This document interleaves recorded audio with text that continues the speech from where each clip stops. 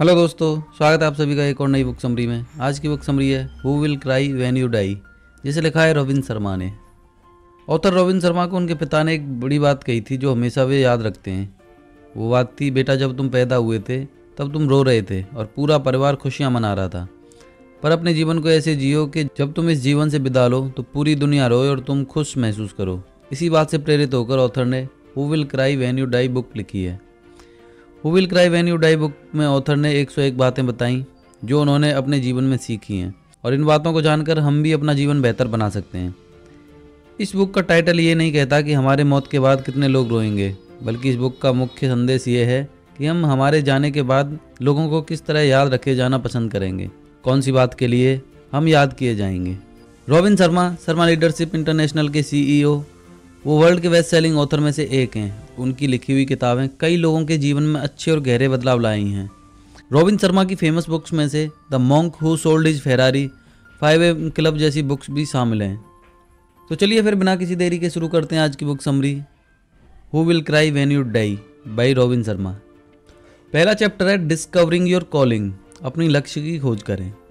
हर इंसान कुछ खास मकसद के लिए इस दुनिया में आया है और उस मकसद को पूरा करने के लिए कुछ खास गुण हमें मिले हैं। हमें उस गुण को पहचान कर उसे विकसित करके अपने मकसद को पूरा करना चाहिए। ऑथर को कई लोग पूछते हैं अपने जीवन को कैसे जिएं, तो ऑथर जवाब देते हैं खुद को जानो, इस धरती पे अपने लक्ष्य को पहचानो, उस पर काम करो। गांधी जी की मशहूर कहावत है, जैसा बदलाव आप जीवन में लाना चाहते हो पहले वो बदलाव खुद में लाओ, तो जीवन भी उसी तरह बदल जाएगा। नेक्स्ट है मेंटेन योर पर्सपेक्टिव, अपने परिप्रेक्ष्य बनाए रखें। ऑथर कहते हैं हम कैसे हमेशा नकारात्मक चीज़ों पर ध्यान देते हैं, हम ये नहीं देखते कि बुरी स्थिति में भी खुद को कैसे संभाल कर रख सकें, कैसे नकारात्मक स्थिति में भी सकारात्मक चीज़ों को देख सकें। असल में परेशानी उतनी बड़ी नहीं होती जितना हम सोचकर बड़ा कर देते हैं। अगर हम ध्यान दें तो हम समझ पाएंगे हमारी धरती इस बड़े से ब्रह्मांड का एक छोटा सा हिस्सा है और हम इस पूरे ब्रह्मांड के बहुत ही छोटे से जीव हैं, और हमारी परेशानी उससे भी छोटी है। हम इस धरती पर बहुत ही कम समय के लिए आए हैं, इसलिए अपने जीवन और अपने समय को भरपूर जीना चाहिए। छोटी बड़ी खुशियों को भरपूर जीना चाहिए, सकारात्मक बातें, खुशी के बहाने ढूंढकर खुश रहना चाहिए। नेक्स्ट है प्रैक्टिस टफ लव, आत्मनुशासन का पालन करना। ऑथर टफ लव आत्मनुशासन को कह रहे हैं। आत्मनुशासन ही वो गुण है जिससे इंसान अपने समय का सही इस्तेमाल करना सीखता है, अपने कामों को प्राथमिकता बनाता है और सही से काम करना, लोगों से सही बर्ताव करना, सकारात्मक विचार रखना, वो सब सीखता है। जब हम खुद के साथ थोड़ा सख्त होते हैं तो जीवन हमारे लिए आसान हो जाता है। रोज के फैसले, आदतें ही हमारे जीवन को आकार देते हैं। जब हम आसान चॉइसेस के बदले कुछ मुश्किल चुनाव करते हैं जो हमारे भले के लिए होता है, तो लंबे समय में वो हमें बेहतर परिणाम देते हैं। जितने भी महान लोग हैं वो भी महान इसी आदत की वजह से बन पाए हैं। नेक्स्ट है see your troubles as blessings, अपनी परेशानियों को आशीर्वाद की तरह देखें। जीवन में आई परेशानी की वजह से हमें कितना नुकसान हुआ था, इसी पर हमेशा हम इंसानों का ध्यान जाता है, पर इस चीज़ को हम भूल जाते हैं कि वही परेशानी हमें कितना कुछ सिखा कर गई है। हकीकत में सफलता का सफ़र असफलता से ही शुरू होता है। आसान स्थिति से हम जीवन में बेहतर नहीं बनते, बल्कि जीवन में बेहतर बदलाव मुश्किल परिस्थिति का सामना करने के बाद ही होता है। इसलिए अपनी परेशानी को आशीर्वाद की तरह समझना चाहिए, जो आपको सरल और समझदार बनाने की तरफ लेकर जाता है। नेक्स्ट है ब्लेसिंग योर मनी, पैसों को आशीर्वाद दें। जब हम पैसे खर्च करके ग्रोसरीज खरीदते हैं तब हमें उन लोगों को दुआ देनी चाहिए जिनके पास ये पैसा जा रहा है, क्योंकि मेहनत करके किसान फसल उगाता है, दुकानदार इसे हम तक लाता है और फिर हम आसानी से इसे खरीद पाते हैं। वैसे ही जब हम बिल्स भरते हैं या बच्चों की पढ़ाई की फीस भरते हैं तो इसमें शुक्रगुजार होना चाहिए कि हमें अच्छी सर्विस मिल रही है, बच्चों को अच्छी शिक्षा मिल रही है। पैसे तो किसी न किसी रूप से हमारे पास वापस ही आ जाएंगे, पर जब हम किसी को पैसे देते हैं तो बदले में सर्विस मिल रही है, उसे दुआ देनी चाहिए। कहा भी गया है जो हमारे पास से जाता है वही लौटता भी है। नेक्स्ट है get behind people's eye ball, एक अच्छा श्रोता बनो। ऊपर वाले ने हमें 2 कान और 1 मुंह क्यों दिया है? क्योंकि जितना हम बोलें उससे 2 गुना हमें सुनना चाहिए। जब हम दूसरों की बात सुनते हैं और उनके नज़रिए को समझते हैं तो उनके साथ हमारी बॉन्डिंग अच्छी और गहरी होती है। हर कोई दूसरों से प्यार और अच्छा रिश्ता बनाए रखना चाहता है, उसके लिए पहले उसे एक अच्छा लिसनर बनना पड़ेगा। जब हम दूसरों को सुनेंगे, समझेंगे, तभी दूसरे हमें पसंद करेंगे। इससे फिर एक अच्छा कम्युनिकेशन बनेगा और हम काफ़ी अच्छी चीज़ें सीख पाएंगे। नेक्स्ट है लिस्ट योर प्रॉब्लम, अपनी परेशानियों की सूची बनाएं। एक समस्या जो अच्छी तरह से बताई गई है वह अब ऐसी समस्या है जिसका हल आधा निकल चुका है। ये चार्ल्स कैटरिंग ने कहा था। दिमाग हमारा सबसे अच्छा मित्र है और शत्रु भी। जो बात हमें याद रखनी चाहिए वो भूल जाता है और जो भूल जानी चाहिए उसे वो याद रखता है। इसलिए ऑथर कहते हैं अपनी सारी परेशानियों को एक कागज पर लिख लें, जिससे आप हल्का महसूस करेंगे और उन परेशानियों को सही तरीके से समझकर सुलझा पाएंगे। कई सफल लोग इस टेक्निक का इस्तेमाल करते हैं। ब्रूस ली कहते हैं जब वो अपनी परेशानियों को लिख लेते हैं तब उन्हें पता चलता है उनमें से कुछ तो चिंता करने के लायक ही नहीं है और उनमें से कुछ परेशानियों का कुछ किया नहीं जा सकता और बची हुई परेशानी अपने आप समाधान बता देती हैं। नेक्स्ट सबक है कैरी ए गोल कार्ड, खुद के साथ लिखित लक्ष्य कार्ड रखें। जैसे सूरज की रोशनी कई जगह पे पड़ती है इसीलिए उसकी पावर का पता नहीं चलता, पर जब उसकी रोशनी को मैग्नीफाइंग ग्लास से एक जगह केंद्रित किया जाए तो वो किसी भी चीज़ को जला सकती है। उसी तरह हम इंसान के अंदर बहुत शक्ति होती है, पर हम हमेशा अपना ध्यान कई चीज़ों में बांटते रहते हैं और यही कारण है कि हम हमारे सही लक्ष्य को पूरा नहीं कर पाते।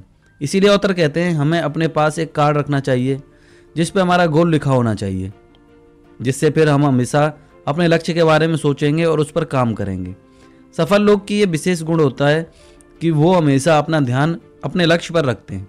ध्यान भटकाने वाली चीज़ों को वो खुद से दूर रखते हैं और अपना ध्यान उन चीज़ों की तरफ रखते हैं जो उन्हें उनके लक्ष्य की तरफ ले जाता है।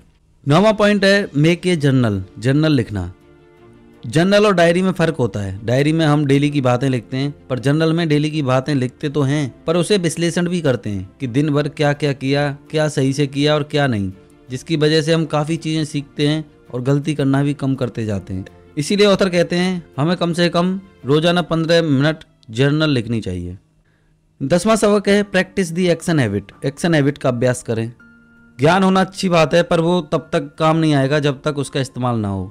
इसलिए ऑथर रॉबिन शर्मा ज्ञान को रियल पावर नहीं कहते, एक्शन लेने को रियल पावर कहते हैं। बड़ी बड़ी बातें करना, सपने देखते रहने से आप बेहतर जीवन नहीं जियोगे। जीवन में बड़े बदलाव तब होते हैं जब सही और जरूरी एक्शन लिया जाए। जो आरामदायक है वो कदम नहीं, जो जरूरी है वो एक्शन ही इंसान को बेहतर और सफल बनाता है। 11वां सबक है लर्न टू से नो ग्रेसफुली, अपने कामों को प्राथमिकता दें। कई साल पहले एक राजा के पास एक बेहतर तलवार बनाने वाला था। वो 90 साल का बूढ़ा होने के बावजूद भी बहुत अच्छी तलवार की धार बना लेता था। तो राजा ने उससे एक दिन पूछा तुम अपने काम में इतने अच्छे कैसे हो, क्या तुम्हें कोई खास गुण मिला है? तो उस बूढ़े इंसान ने जवाब दिया मैं जब 21 साल का था तभी से इस तलवार तेज करने के काम में जुटा रहा। मैं अपना पूरा ध्यान अपने काम में ही देता हूँ। जो चीज़ तलवार नहीं तो मैं उसे देखता भी नहीं हूँ। यही वजह है कि आज भी अपने काम में इतना माहिर हूँ। ये कहानी हमें ये सिखाती है कि हमें अपने प्रमुख कामों को चुनना और उसी पे अपना पूरा ध्यान देना चाहिए। सफल लोगों का यही विशेष गुण होता है कि वो अपना ध्यान अपने महत्वपूर्ण कामों में लगाए रखते हैं। जब हम अपनी प्राथमिकता नहीं जानते तब हम ऐसे समय बर्बाद करते हैं और फिर निराशा हाथ लगती है।